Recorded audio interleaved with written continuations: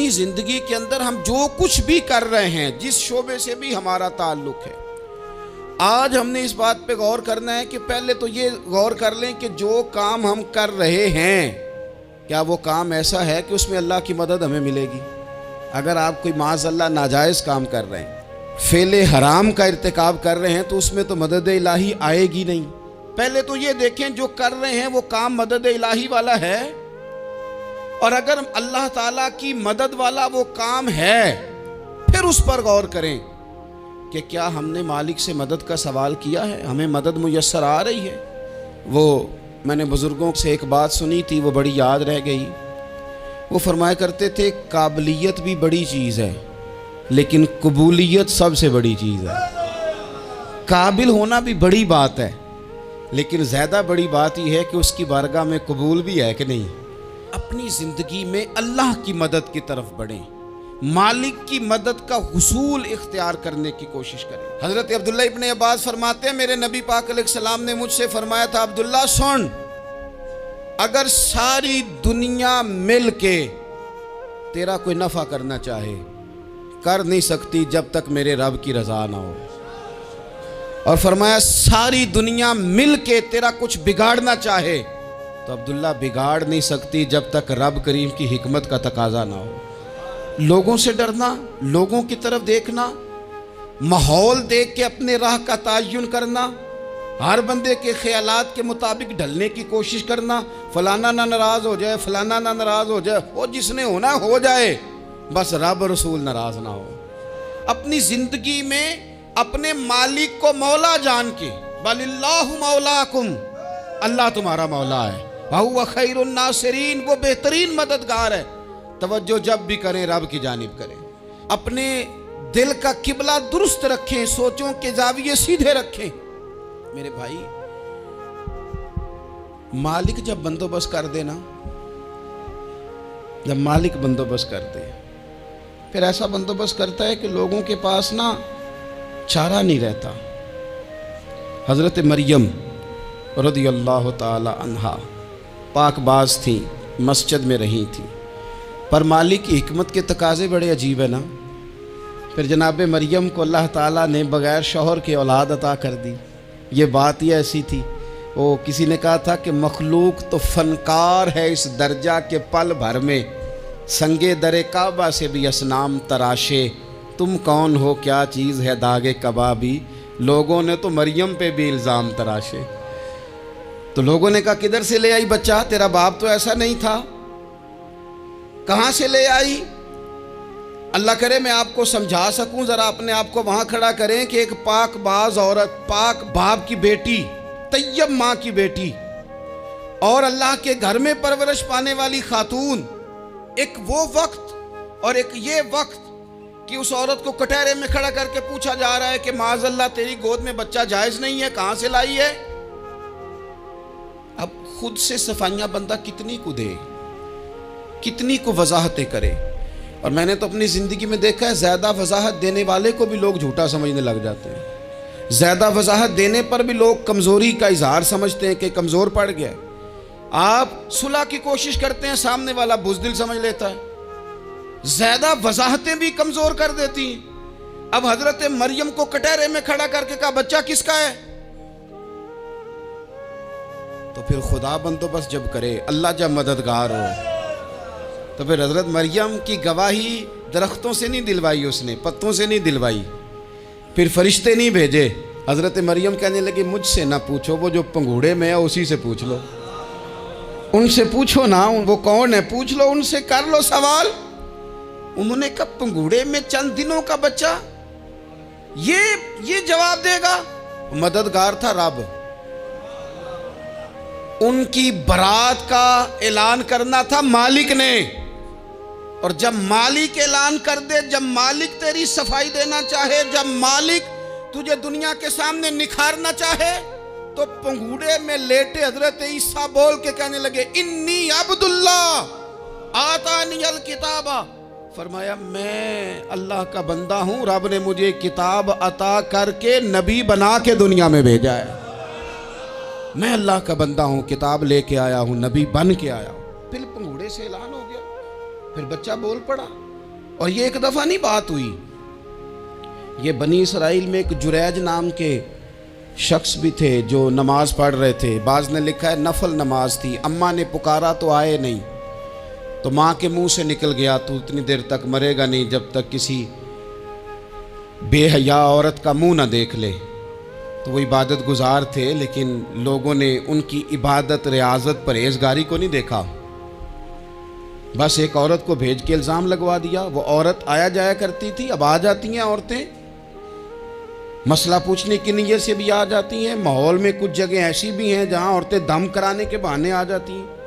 وہ خاتون آتی جاتی تھی، اس خانقاہ پہ، آستانے پہ، یہ بخاری میں موجود ہے، پھر اس نے کہا میری گود میں جو بچہ ہے یہ انہی کا ہے۔ مجھے بتائیں کیسے بندہ وضاحت دے؟ حالات خراب ہو گئے، لوگ کٹیا جلانے لگے، ماحول اور طرح کا بن گیا۔ میرے نبی پاک علیہ الصلوۃ والسلام فرماتے ہیں پھر اس رب کے بندے نے کہا مالک تو کریم ہے، تیری مشیت کا تقاضا آیا جو میری ماں نے جملے بولے تھے، پر اب میں وضاحت دینے کے قابل نہیں رہا، اب تو ہی کرم کرے گا تو دروازہ کھلے گا۔ تو وہ چند دنوں کا بچہ پنگوڑے میں بول کے کہنے لگا میں اس درویش کا نہیں، میں تو فلانے چرواہے کا بچہ ہوں، وہ جو بکریاں چراتا ہے۔ رب کی مدد کو پکاریں، اپنے ساتھ اپنے مالک کی مدد کو شامل کریں، تھوڑے رزق پر بھی گزارا اچھا ہونے لگ جائے گا۔ سارے لوگ آپ کو گرانے کی تدبیریں کر رہے ہوں گے اور مالک آپ کو عزتیں عطا فرما دے گا، اس کی بارگاہ سے حکمت کا تقاضا اور ہو جائے گا۔ ہم نے ساری زندگی لوگوں کو راضی کرنے میں گزار دی، ساری زندگی بڑھاپا آ گیا بچوں کو پالتے، اور بچوں نے آخری عمر میں کہہ دیا ابا اگر کوئی ڈھب کا کام کر لیتے تو آج ہمارے دن بھی پھر نہ جاتے۔ ساری زندگی گزار دی بہن بھائیوں کو راضی کرنے میں، ساری زندگی گزار دی ذمہ داریاں اٹھانے میں، ان کو 99 دفعہ دیا، ایک دفعہ نہیں دیا تو انہوں نے کہہ دیا تو نے تو کبھی دیا ہی نہیں، تو تھا ہی نہیں۔ ساری زندگی محلے داروں، علاقے والوں کو راضی کرنے میں گزار دی۔ اور میں نے ایسے لوگ بھی دیکھے دین کے لیے وقت گزارا، لیکن جب بڑھاپے میں دانت کام نہ کرتے تھے تو وقت کے مفتیوں کو بھی مسجدوں کی کمیٹیوں نے کہہ دیا اب آپ کی سمجھ نہیں آتی، ہم نے خطیب کو یور رکھنا ہے، نہ دیکھو دنیا کی طرف، دنیا رلا دیتی ہے، نہ راضی کرو بندوں کو، بندے تھکا دیتے ہیں، نہ پیچھے بھاگو ہر وقت دنیا داروں کے، یہ انسان کو کمزور کر دیتے ہیں، وہ تو کریم ہی بڑا ہے۔ 2 آنسو زمین پر بعد میں گرتے ہیں، بندے کے گناہ سارے پہلے معاف فرما دیتا ہے۔ اللہ کی مدد کا حصول، اپنے مالک کی مدد کی طرف بڑھنا، آپ کو بدر کی جنگ بھی یہی درس دے گی، آپ کو احد کا میدان بھی یہی سبق دے گا، فتح مکہ بھی یہی سبق دے گا۔ میرے دوستو جب رب مدد فرمائے، جب اللہ مددگار بنے، اس پر ایک اور بات عرض کر دوں صحیح بخاری سے، مسلم سے ایک اور بات، کچھ چیزیں ایسی ہیں جن سے اللہ کی مدد آتی ہے، مدد ملتی ہے، ایک چیز ان میں سے ایسی ہے جس سے بہت مدد نازل ہوتی ہے، وہ ہے کہ جب رب آپ کو دے نا تو پھر آپ بھی اس کے رستے میں دیں، پھر مدد آتی ہے، پھر اور آتا ہے۔ بخاری مسلم میں حدیث ہے، یہ زیادہ ہی توجہ طلب امر ہے، اس پر آپ غور کریں گے۔ حضرت ابو ہریرہ فرماتے ہیں کہ نبی پاک علیہ السلام نے فرمایا ایک شخص نے بادلوں کے اندر سے آواز سنی کہ فلاں آدمی کا کھیت اور باغ خشک ہو گیا ہے، وہاں برسو اور اس کے کھیت کو سیراب کرو۔ وہ بڑا حیران ہوا کہ بادل سے آواز آ رہی، پھر اس نے دیکھا کہ ایک پہاڑی پر بارش ہوئی، وہ بادل وہاں برسا، پھر نالیوں سے ہوتا ہوا پانی ایک طرف چلا، تو جس نے آواز سنی تھی حضور بیان کر رہے ہیں، وہ بھی پیچھے پیچھے چلا کہ پانی کدھر جا رہا ہے۔ اس نے جا کے دیکھا کہ ایک مقام پہ ایک باغ کو وہ پانی لگ رہا ہے اور ایک آدمی وہ پانی لگا رہا ہے۔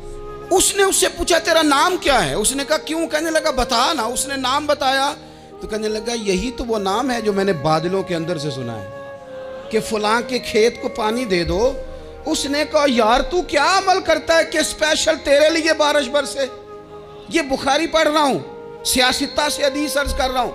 اس سے پوچھا تو کیا کام کرتا ہے کہ جناب اللہ تبارک و تعالیٰ کا حکم کرم آیا کہ خاص تیرے لیے پانی برسے اور تیرے کھیت کو سیراب کرے؟ تو اس نے کہا چھوٹا ذمہ دار ہوں، پر جب فصل اگتی ہے تو 3 حصے کرتا ہوں، ایک حصہ اپنے بال بچوں پہ، بہن بھائیوں پہ خرچ کرتا ہوں، ایک حصہ پورا، اور ایک حصہ دوبارہ کاشتکاری پہ لگاتا ہوں، اور تیسرا حصہ خالص میں نے مسکینوں، یتیموں اور غریبوں کے لیے رکھا ہوا ہے۔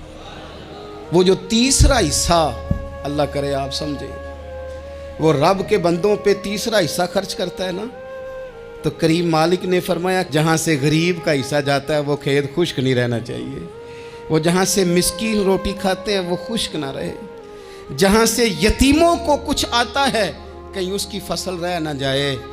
میں اور آپ بھی اگر اپنے مال میں مسکینوں، یتیموں، غریبوں کے حصے رکھ لیں گے تو فصلیں خشک نہیں رہیں گی، ان کے اندر تازگی آئے گی، نور آئے گا، کرم آئے گا، خاص کر خدا کی رحمت برسے گی۔ مدد اللہ سے چاہیں، اپنی توجہات کا مرکز رب رسول کی ذات کو بنائیں، پھر آپ محسوس کریں گے کہ بڑی جلدی اللہ تعالیٰ کی مدد آنے لگی ہے۔ کبھی آپ صرف کہہ دیں نا میرا رب میرے ساتھ ہے، اس لفظ میں اتنی طاقت ہے کہ دشمن ویسے زہر ہو جاتا ہے۔ زندگی میں کسی سے بھی لڑائی ہو، اچھی طرح سوچ لیں کہ اللہ اس طرف ہے یا اس طرف ہے۔ اگر آپ زیادتی پہ ہیں تو پھر رب مظلوم کی جانب ہے۔ اگر اللہ کی مدد آپ کے ساتھ ہے تو دنیا کی کوئی طاقت آپ کو گرا نہیں سکتی، اور اگر آپ مظلوم کے مقابلے میں ظالم بن کے آپ کھڑے ہو گئے ہیں اور آپ نے رویہ وہ اختیار کیا ہے کہ جس میں مدد نہیں آئے گی، تو پھر یاد رکھ لیں کہ آپ کوئی بھی ہیں، کہاں بھی ہیں، آپ کمزور ہیں۔ طاقتور تھے ابتدائے اسلام میں، ظاہری طاقت تھی کفار مکہ کے پاس، وہ ڈنڈوں سے مارتے تھے غریبوں کو، ان کے ہاتھوں میں ڈنڈے تھے، پر خدائی طاقت ان مظلوموں کے ساتھ تھی۔ صاحب زرقانی نے لکھا ہے، حضرت زنیرہ رضی اللہ تعالیٰ عنہ ایک لونڈی ہیں، غریب ہیں، ماڑے دا کی کام محمد نس جانا یا رونا، غریب سادی بی بی اور لونڈی کنیزہ، ایک مشرک کی کنیزہ تھی، انہوں نے کلمہ پڑھ لیا، وہ ڈنڈوں سے مارتا، دروں سے مارتا، تکلیف دیتا۔ حضرت زنیرہ رضی اللہ تعالیٰ عنہ کو اتنا مارا، اتنا مارا۔ اب آپ ایک اور پہلو پر بھی غور کریں، مار بھی پڑ رہی ہے پر خدا ادھر ہی ہے، اللہ کی مدد ادھر ہی ہے۔ رب کہتا ہے کہ پہلے تو صبر کرنا، ان اللہ مع الصابرین، تو صبر کرے گا تو پھر رب کی معیت ملے گی، ذرا ٹھہرنا، تو تھوڑا ڈٹنا۔ ان الذین قالوا ربنا اللہ ثم استقاموا تتنزل علیہم الملائکہ، تو کہے اللہ میرا رب ہے، پھر تو پہلے ڈٹ، پہلے تو نے ڈٹنا ہے۔ ثم استقاموا، جو ڈٹ گیا، تتنزل علیہم الملائکہ، ڈٹنے والے کے لیے مدد آتی، پہلے تھوڑا ٹھہرنا پڑتا ہے، پہلے تھوڑا صبر کرنا پڑتا ہے، حوصلہ کرنا پڑتا، اس کے بعد مدد آتی۔ مار پڑ رہی ہے، مارا جا رہا ہے حضرت زنیرہ کو، ان کا مالک جو ہے ظاہری آقا وہ مار رہا ہے، یہ کنیزہ ہے، اتنا مارا، اتنا مارا، ان کی بینائی چلی گئی، نظر آنا بند ہو گیا۔ ابو جہل آیا اور کہنے لگا زنیرہ دیکھا نا ہمارے بت تیری آنکھیں لے گئے، معاذ اللہ، لات و منات ہمارے بتوں نے تجھے اندھا کر دیا۔ اب ایسا نہیں ہے کہ بی بی روتی جا رہی ہے، روتی جا رہی ہے، مایوسی مایوسی، معاذ اللہ، پریشانی، غریبی بڑی ہے، پوچھنے والا کوئی نہیں، یہ باتیں نہیں۔ کیا جملے ہیں خاتون کے، کیا لفظ ہیں۔ ابو جہل نے طنزیہ کہا، معاذ اللہ، کہنے لگا دیکھا نا ہمارے بتوں نے تجھے اندھا کر دیا۔ تو جناب زنیرہ آنکھوں کی بینائی گئی ہے، رات کو گئی ہے، دکھ ابھی تازہ ہے، لیکن اللہ پہ جو توکل ہے، اپنے مالک سے جو رشتہ ہے وہ اتنا مضبوط ہے، اتنا طاقتور ہے، اس میں اتنی گہرائی ہے کہ حضرت زنیرہ بول کے نا اتنی قوت سے بولی، اتنی طاقت سے بولی کہ پورے کفر پر لرزہ طاری ہو گیا۔ فرمانے لگی تمہارے بتوں کی کیا اوقات ہے کہ وہ میری بینائی لے جائیں، یہ میری رب کی حکمت کا تقاضا ہے۔ جب تک اس نے چاہا زنیرہ دیکھتی رہی، اور جب اس نے چاہا زنیرہ کی آنکھوں کی بینائی چلی گئی، اور اگر وہ چاہے گا نا تو بینائی واپس بھی کر دے گا۔ اگر ہو ذوق یقین پیدا تو کٹ جاتی ہیں زنجیریں، اگر وہ چاہے گا تو بینائی آ بھی جائے گی۔ حضرت زنیرہ نے رات کو یہ لفظ کہے، ابو جہل اور سارے کفار ڈر کے سن کے چلے گئے، آپ اطمینان سے آ کے بستر پہ سوئی، جب سویرے اٹھی تو اللہ نے آنکھوں کی روشنی واپس کر دی تھی، آنکھوں کی۔ اب چھڑی پکڑی ہے، بازاروں میں گھومتی ہے، کہتی ہیں بلاؤ کدھر ہے تمہارے نات و منات، دیکھو میرے رب نے روشنی واپس کر دی۔